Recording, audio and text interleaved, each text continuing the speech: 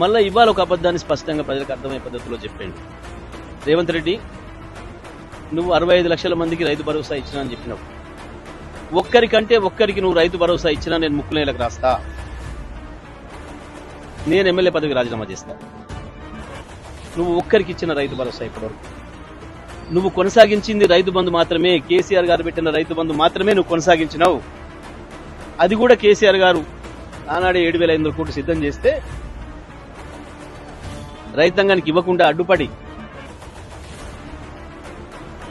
వచ్చిన తర్వాత వాటిని అన్నింటినీ కూడా నీ కాంట్రాక్టర్లకు పంచుకొని 5 నెలలు సతాయించి ఇప్పటికేదో 65 లక్షల మందికి ఇచ్చిన, ఇంకేదో డేట్ పెట్టి ఈ లోపల మొత్తం 100% మందికి ఇచ్చి ముక్కునేలకు రాయాలి. నువ్వు తప్పు చేసినందుకు 5 నెలలు తెలంగాణ రైతాంగాన్ని కనీసం కేసీఆర్ ఇచ్చిన రైతు బంధు కూడా ఇవ్వకుండా ఇబ్బంది పెట్టినందుకు, రైతాంగాన్ని అప్పులపాలు చేసినందుకు, అధిక వడ్డీలో తెచ్చుకుని అప్పులు తీసుకునే పరిస్థితులకు వచ్చినందుకు రైతులు నువ్వు ముక్కు నేలకు రాసి ఇవ్వాలి.